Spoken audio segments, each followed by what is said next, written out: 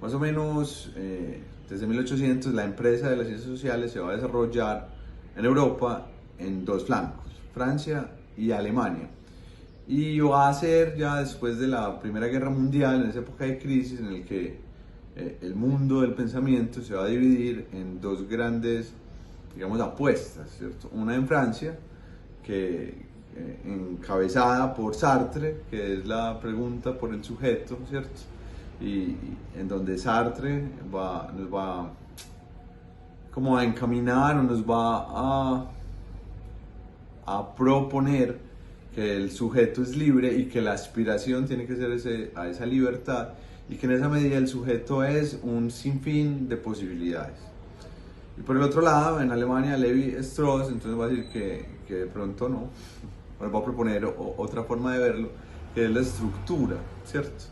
Nos va a decir que el hombre entonces está siempre sujeto o preso de las estructuras y que están tan establecidas que ni siquiera somos conscientes de ellas, ¿cierto? Entonces la pregunta o ese debate de las ciencias sociales en ese momento de la historia, en el siglo XX y aún hoy, aunque hay otras aristas ya, va a ser, ¿es el sujeto libre o el sujeto está preso de esas estructuras? Y ahí en esa mitad, ¿cierto? En esa mitad del debate va a aparecer la epistemología, ¿cierto? Y en esa epistemología, en esa pregunta por la ciencia, en esa pregunta por cómo transitamos las ciencias, va a aparecer un concepto que Pierre Bourdieu lo va a tomar y va a empezar a pensar desde ahí, que es la reflexibilidad, ¿cierto? La posibilidad de pensar sobre mí mismo. Pierre Bourdieu entonces se va a ir a finales de los 50, principios de los 60 a Argelia, y va a poner en discusión lo que él había, digamos, ya leído y aprendido de uno de sus maestros, que es Levi-Strauss, y se les va a encontrar, va a poner a prueba la estructura de la sociedad, que es lo que había puesto en juego Levi-Strauss, que nos había dicho que todas las sociedades tenían incorporadas el tabú del incesto. Se va a Argelia y se da cuenta que no, que esto no funciona así, ¿cierto? Que no necesariamente esa misma lógica con la que Levi-Strauss lo había leído muy bien, pero quizás superficialmente, pues no aplicaba en el contexto argelino. Pero además se dio cuenta de otra cosa muy interesante. Se dio cuenta que los argelinos, una vez volvían de la guerra, entonces pues Argelia está en un conflicto interno y externo complejo. Cuando iban a la guerra y volvían a los pueblos, eran diferentes, ¿cierto? Cambiaba algo en su estructura, ¿cierto? O había algo que modificaba su estructura. Entonces él se preguntó por qué. Entonces volvió de nuevo a Argelia después de hablar con su papá, y se dio cuenta, que ahí escribe un libro, se dio cuenta que lo que cambiaba de ellos cuando volvían a la guerra es que ya habían incorporado, tenían otras formas, otros hábitos diferentes que no se correspondían con esas normas de esa estructura cerrada que era la vida en el pueblo. Y era muy sencillo. Antes, en la estructura, ¿cierto? En las normas del campo, los que se casaban, los que tenían mujeres, los que tenían capital económico, ¿cierto? Eran aquellos que tenían dinero, que tenían fincas, que tenían propiedades. Pero cuando se van estos, que eran campesinos, se van a la guerra y vuelven con otras cosas incorporadas, entonces se dan cuenta que no necesitaban plata, pero porque tenían otro tipo de capital, sabían bailar. Y no necesariamente porque supieran bailar, ¿cierto? Pero eso implicaba que tenían un capital cultural, ¿cierto? No sabían bailar, sino que sabían conversar, ya habían aprendido y encontrado los modos parisinos de entender la vida, ¿cierto? Y eso había ampliado su capital cultural y los hacía interesantes, los hacían entrar a jugar con otras normas dentro de ese campo de estructura cerrada que había en un principio en los pueblos argelinos. Y en esa medida que comprenden el lugar que ellos tienen en el mundo, porque aparte ellos van a la guerra, ya no son campesinos, que son obreros, ¿cierto? Entonces tienen unos hábitos diferentes que traen a un sistema cerrado que no conoce o no había conocido eso. Modifica la estructura, logra que la estructura cambie. El sujeto libre es libre solo parcialmente porque está inmerso en una estructura desde el nacimiento, y eso hace que él vea el mundo de una forma específica. es un sujeto estructurado. En ese sentido, el sujeto estructurado está viviéndose esa estructura de manera inconsciente, que se traduce luego en sus maneras de actuar. El sujeto puede liberarse de esa estructura, pero tiene un costo alto. Y el costo es que ya esa estructura le está dando valor a su universo.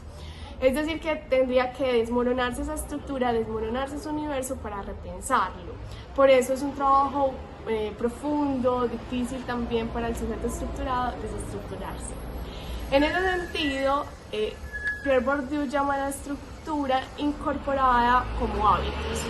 Y es la manera en que ya pasa por el cuerpo la estructura que me ha estado acompañando desde que nací. Entonces, la estructura no es consciente por un simple hecho, y es que nos rige el principio de la no conciencia. El cerebro necesita ahorrar energía psíquica, no vamos a ser conscientes todo el tiempo de toda la información que estamos guardando, pero igual seguimos guardando esa información. En ese sentido, está dándoles vida a mi universo, consciente o inconscientemente, y el sujeto la está personificando a través del hábitus y se vuelve un sujeto inmerso y prisionado por esa estructura. El sujeto tiene incorporado entonces sus hábitos y se juega en lugares específicos, que es lo que Bourdieu llama campo. Y dentro de los campos, ¿cierto?, hay unos elementos que van a estructurarlo, ¿cierto? Y los elementos que estructuran el campo es lo que nosotros llamamos capital.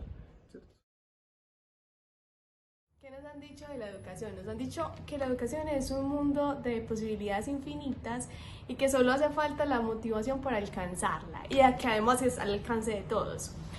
Esto lo contrasta Pierre Bourdieu cuando empieza a identificar los colegios en Francia. Entonces hay unos colegios donde es más difícil acceder, donde estudian las personas que tienen acceso a recursos económicos. Y entonces Pierre Bourdieu analiza las cartas que envían estos estudiantes para la admisión a esos colegios. Y analiza carta por carta que tienen estas cartas de los estudiantes que sí pasan. Él empieza a identificar un patrón. Y el patrón de estas cartas es que no solamente esos estudiantes saben escribir, sino que además lo hacen de manera bella, que lo hacen con una retórica específica. Es decir, que tienen sentido de lo estético, que tienen sentido del gusto. Cuando él empieza a identificar esto, entonces ya va a ir al perfil de cada estudiante, va a identificar qué pasa con el contexto de cada estudiante, y entiende que cada estudiante de esos tiene un hábitus incorporado, y ese hábitus viene de un capital cultural que está reconociendo, que está incorporando, que habita desde su nacimiento, que puede ser una combinación entre el comportamiento de su familia con ese estudiante y el colegio. Y entonces es imposible de reproducir, simplemente porque es conocimiento que él está adquiriendo, que está habitando y que lo está habitando, pero que él está también inmerso inconscientemente.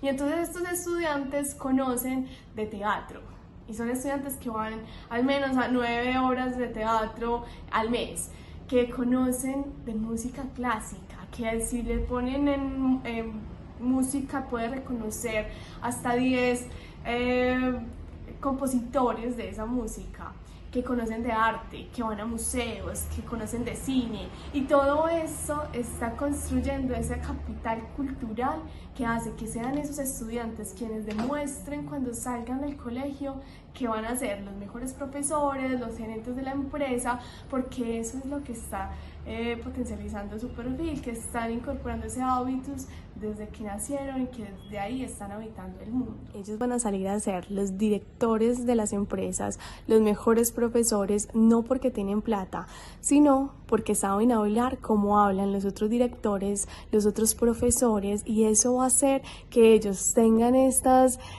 hábitos donde saben ir al club, jugar polo, y eso hace que los otros sepan que ellos sí saben hablar ese lenguaje, que ellos sí entienden lo que se les está diciendo. Eso es el capital cultural. La educación, la escuela, no es el lugar que nos permite la libertad.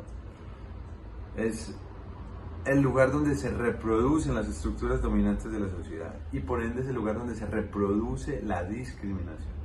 Pierre Bourdieu decía que es en la escuela donde se consagra a los que ya previamente estaban consagrados, ¿cierto? A aquellos que tenían el capital cultural, que tenían el capital simbólico y que por ende ya tenían el hábito para, digamos, trascender o ser más allá y a pesar de la escuela quizás. Entonces vivimos en una estructura dominante en el que hay pocas posibilidades y en cuanto menos capital económica tenemos, menos capital simbólica y cultural hay, es decir que se reduce las posibilidades del sujeto en ese contexto. Por eso Pierre Bourdieu decía que hay que decirle al sujeto la verdad, que su teoría se centraba justamente en el respeto y la dignidad de ese sujeto siempre y cuando conociera la estructura que está habitando, el hábitos que tiene, la lectura de campo, porque solo de esta manera se van a generar transformaciones profundas. Pierre Bourdieu también va a decir, cierto, que no, bueno, y esa conclusión la podemos afincar acá, el sujeto no vive en un mundo de posibilidades limitadas. También el estudiante que está en la escuela pública o privada tampoco vive en un mundo de posibilidades ilimitadas, sino que son limitadas, ¿cierto? Son unas posibilidades que a las que solo pueden acceder aquellos que tengan el capital simbólico y cultural. Entonces, ¿qué nos propone? Si bien, vamos a volver a ese debate, si bien sí somos sujetos libres dentro de una estructura que va formando nuestro hábito, ¿cierto? Que incorporamos inconscientemente. Y esa estructura se comporta quizá como una pequeña prisión que nos permite un rango de libertad. Pero entonces, salir de esa prisión implica conocer la verdad, ¿cierto?